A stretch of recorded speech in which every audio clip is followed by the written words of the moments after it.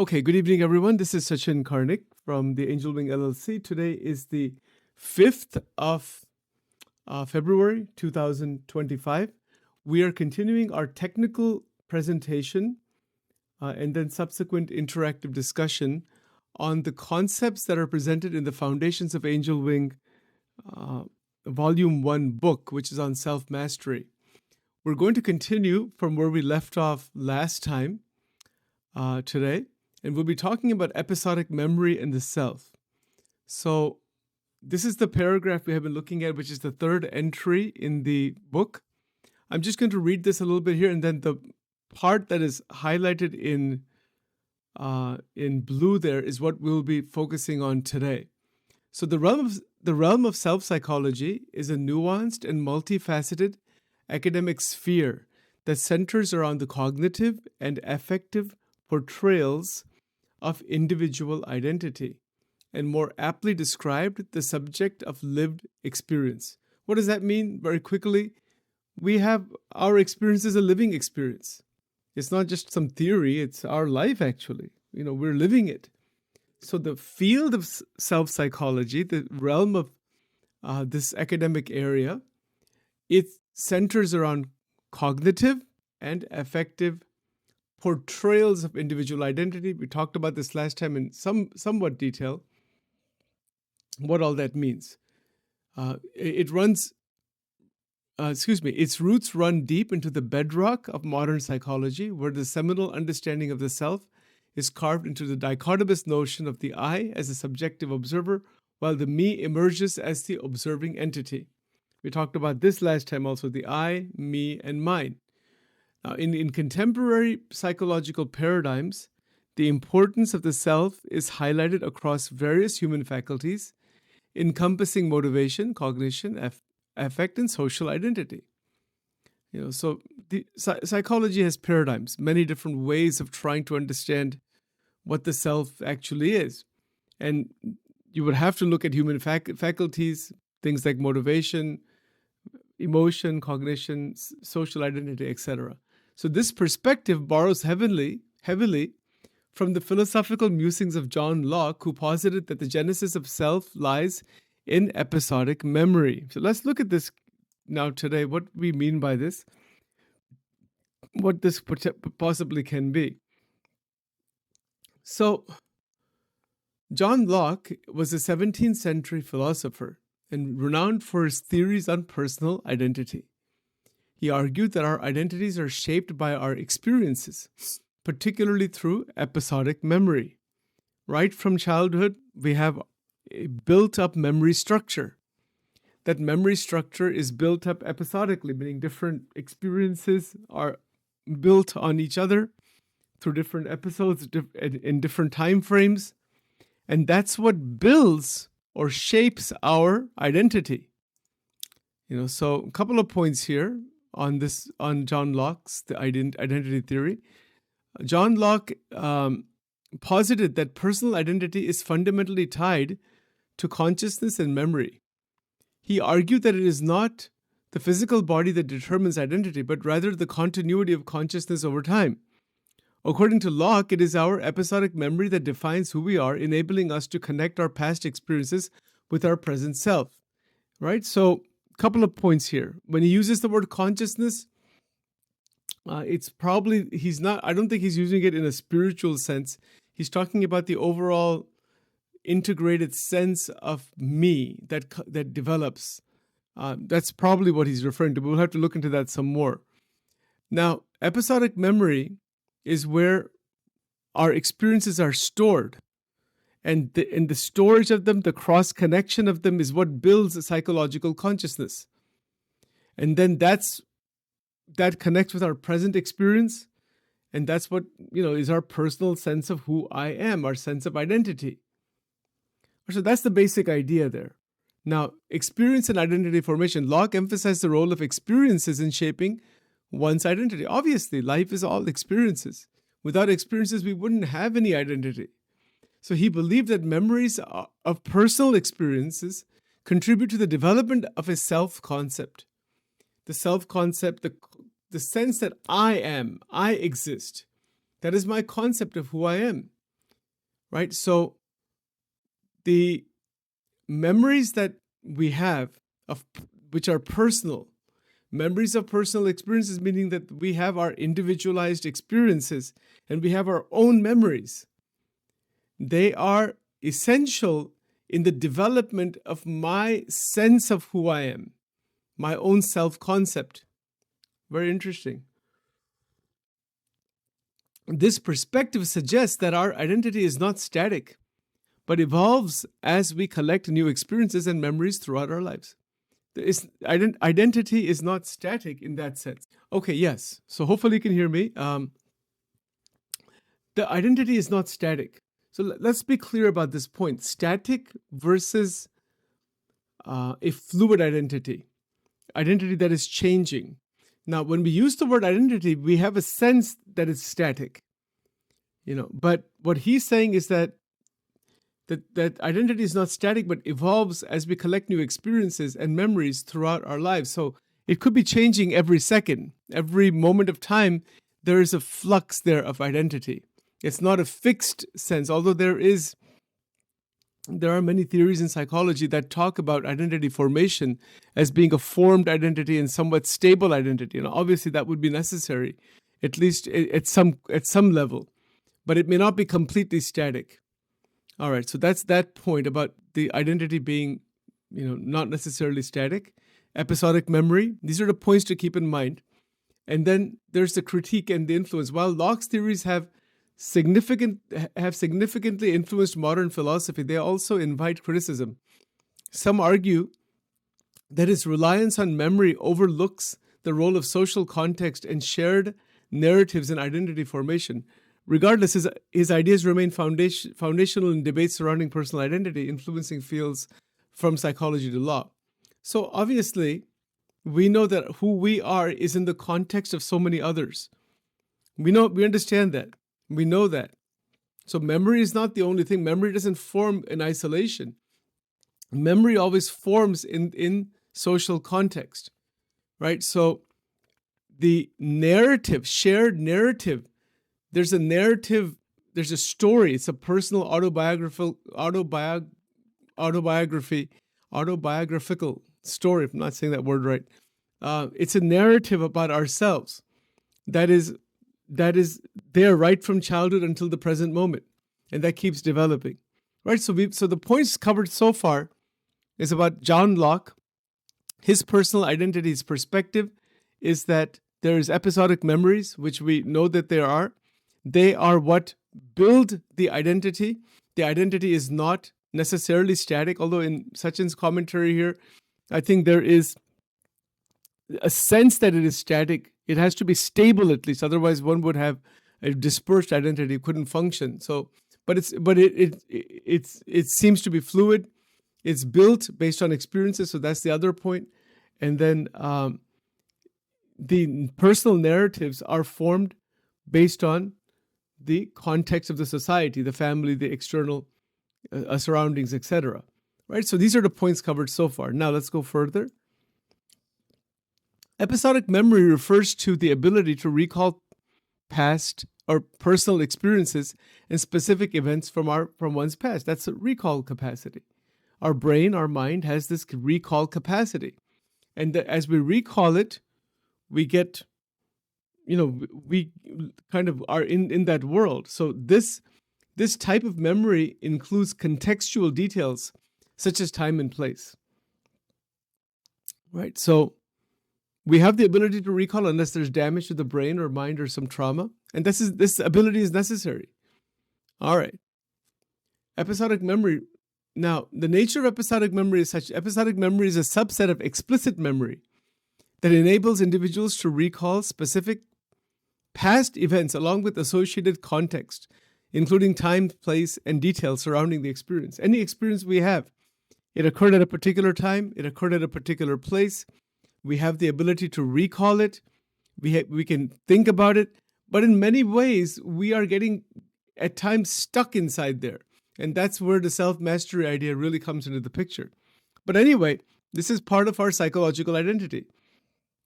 So this capacity to recall, this capacity is or this capability is crucial for personal identity as it shapes the narrative of an individual's life. The shaping of the narrative is based on this ability to recall the events, and then they kind of reconnect again and they form who we are. The more we think about the past in many ways with the people, with the stories and circumstances and all that, everything that's happened, and as we recall it, we're building our own narrative of it. So that's the nature, that's some of what is meant by episodic memory. The vividness of such memories can diminish over time, leading to challenges in accurately recalling past events. As time goes on, many things we don't remember accurately because time takes its toll on that vividness of recall. So that's another interesting aspect of this. And then, of course, there's the deterioration of the brain and things like that, and the whole neurological pieces in this. Okay, now the role of contextual details. Contextual details in episodic memories serve as anchors, facilitating successful recall by providing cues that trigger memory retrieval. How can memories be retrieved? Because of cues. These are triggers. So these are called contextual details because they're context dependent. We smell something, or we see a restaurant, or I don't know, someone, let's say, has a smoking habit and they see an advertisement for a cigarette. That becomes a trigger, becomes a cue. So these details are often sensory in nature, incorporating sights, sounds, and emotions experienced during the event.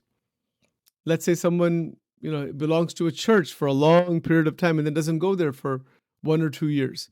Now, all of a sudden, they remember that, or they see it, or they see a picture of it, or they recall it somehow, right? So there's a cue, there's a trigger.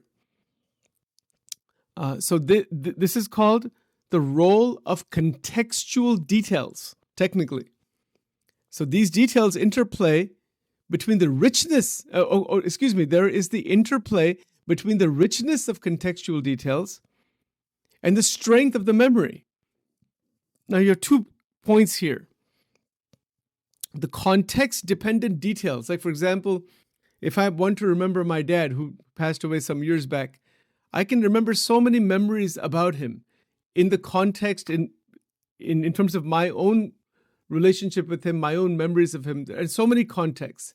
The music he liked to the music he liked, the place he used to sit in the home, the conversations I had with him, so many things, right? So the interplay between the richness of contextual details and the strength of the memory, can influence. Hold on one second. We have somebody here coming in here. There we go. We have Shuparna coming in. All right. So the interplay between the richness of the contextual details and the strength of the memory can influence how well one can access and recount experiences in the future. I want to explain that. Let's break that down. First of all of our memories are in context. There's no doubt about that. They don't exist without some context, environmental context, relationship context. Maybe it's a context of the place where one is sitting, one is walking in nature. There's always context, right? So there's contextual details with every single memory. Point number 1. Okay, now, but then there's also the strength of the memory. Meaning, how strongly is that memory held inside? Some memories are not held that strongly. We know this. Things that we don't place much importance on, we may not even remember. We may have had a conversation with someone a year ago and, I had a conversation with somebody. I don't know what it was about. Wasn't that important. But if the importance is given, the significance is given, there's much more strength to the memory, right? So memory is not just memory. I mean, memory is memory, but there is the strength of memory. There's the weakness of memory. It's on a continuum that every memory is held with a certain strength. I want to talk about that a little bit. See if we can break that, understand a little bit. It's very interesting. The strength with which we are holding a memory is developed based on many factors. One factor would be the significance we give to it. That's one factor. Another factor would be how often it is repeated. How often is the experience repeated? Then that becomes much more solidified. That's another factor. Third factor is the emotion connected with the memory, with the experience itself. So the emotion or the overall experience in general, like for example, in addictions, when someone, let's just say, for example, when someone, is using an illicit drug, cocaine or heroin or methamphetamine or something like that, it's the experience that is stored inside memory, inside episodic memory, is part of explicit memory, and that pops up again where the demand for the repetition of the experience pops up again, right? So the strength with which that experience is held is very, very, very high in all the addictions. Again, that's another area that we cover in Angel Wing, in another area of Angel Wing. But I'm just mentioning that here. Now, this is true even with very traumatic memories. We talk about this all the time, PTSD and all that stuff, right? Some massive trauma has happened. And the mind is traumatized by that. That's the word trauma. The word trauma has, I mean, if you really kind of understand, if we really break that up further, it has to do with the intense strength, with the high level of strength with which the mind holds the trauma or that experience that we are calling trauma. Because that's just another word, right? It's a construct. Remember this. The word trauma is a construct. The word memory is a construct. The word episodic is a construct. Everything we're talking about is a construct. It's a constructed idea in the minds of researchers that may refer to something actually existing in reality. And we've talked about this now on many occasions, what are constructs. Hopefully that's very clear to those who are listening to this and following this clearly. As I mentioned before, these ideas are not discussed unless you're in a doctoral program somewhere. You hardly ever hear about constructs and things like that even in master's level programs, right? But it's not hard to understand. Everyone should understand that these are developed ideas. So the strength with which we are holding a memory has very much to do with all of these factors: significance, the repetition, the emotion behind it, the recall, because sometimes we recall something so deeply, but it's not that only a person is recalling. They're identifying where that memory has penetrated and become solidified inside the psychological matrix, has become part of the me that we were talking about last time. So I'm just giving you some of my commentary on this, on these ideas. There's a lot behind. There's some 400 slides in this particular series, actually. So it's not just about covering the material. There's a lot of material, but we need to be able to reflect it. And I would like to give just Sachin's commentary on this, that the awareness of the strength of memory has great benefit for us in discovering our natural freedom.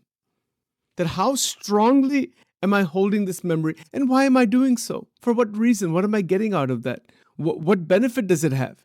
But see, that's the identification. That's the absorption, the engulfment in memory. Now, a couple more points. Self-mastery, which we will be talking about in the PTP program in year number 3, opening the doorway into self-mastery. That's the 3rd year. But I'll mention a few points here. One of the key indicators that someone has reached self-mastery is the ability to dive into one's memories, into the depth of one's memories, and then to be able to come right out of it without getting traumatized, stuck, harmed, and with gaining even more insight and wisdom. That is an indication of true self-mastery with regards to memory.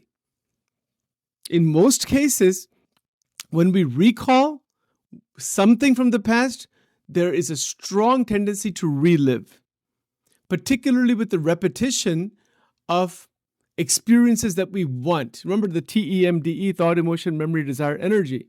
The desires that are within us are what? What is desire? For most of desires are repetition of wanting to re-experience what we have experienced before. And that has a great purpose in life also. For example, if I'm having a cup of coffee, which I do right now, why did I select this at this time? What was the reason for that? Because I've had it before many, many, many, many, many, many times. And in the evening, maybe, or in the late afternoon, like to have half a cup of coffee. It's good, you know. But why? Well, first of all, there's desire for it. There's memory of it. There's a sensation experience. All of that is there. There's sensory experiences there. So it's all connected together. You know, the past experience is what I want again now. Right? Now, let's look at that in terms of relationships, which we talked about yesterday in the PTP. You know, that we have relationship. Our entire mind is filled. It's a web of relationship structure. Mind doesn't exist without relationships. It cannot exist without relationships. Language cannot exist without it. There's no mind without relationship. There's no neurological development. There's no pruning of the neurons. There's no, the synaptic connections, like Thomas Hebbian. What is it? I forgot the last name. It's called Hebbian theory. That just, the neurons that fire together, wire together, that it has to do with association. That the brain cannot actually develop or mature without experience through the senses. So the maturation of the brain is dependent on the stimulation of the senses. But the type of maturation, the type of impressions in the subtle body, in the Vedanta tradition, we call that the subtle body, which is the Shukshma Sharira, which means the subtle body, which is mind, which is subtler than the brain in some sense, that has impressions. So those are our subjective experiences also. So hence they are developed within the memory structure, and inside that memory structure there is, the memory structure is a web. It's a massive, massive, massive web. Right. So these are some ideas. It is almost 7:30. Let me just cover just one or two more things I just want to get to here before I stop, because I don't want to overwhelm all of us too much here. There's one more point here. Implications for identity. All right. Episodic memories play a critical role in shaping self-identity. They inform how individuals perceive themselves based on past experiences. This is the key point. We see ourselves based on our past experiences. Cognitive psychology argues that the integration of episodic memories contributes to the continuity of the self over time. If our memories are not integrated, there is no psychological self that is developed. It causes a lot of problems. There's disorders of all kinds in psychology with regards to this also. So moreover, the ability to recall personal narratives enhances emotional well-being and resilience in dealing with present challenges. That's a practical point. It's kind of what I was saying before about self-mastery. The ability to recall personal narratives. Yeah, we have to have that ability. Assuming our brain, our body is energetically functioning in the right way. That's fine. We need that ability, but to be able to recall personal narratives enhances emotional well-being. Let's put a caveat there. It's the ability to recall without getting entangled, without getting stuck. That is where we want to get to that point. Ability to recall personal narratives, not just somebody else's or some general ideas. Personal narratives enhances emotional well-being and resilience. Why is that? Why does it enhance emotional well-being? Because our emotions get strengthened by diving into the past and then coming back out of the past. And so we gain strength emotionally when we are not stuck in the past, but we can make use of the past. So there's a lot to be said, and that makes us resilient. And that makes us resilient in dealing with our present life. All right, so it is exactly 7:30 at this point. I want to try to keep the time. I'll give you an opportunity to talk because this can go on for hours. I want to not cover too much material all at one time. So I'll stop the recording here and then give everyone an opportunity to make some comment.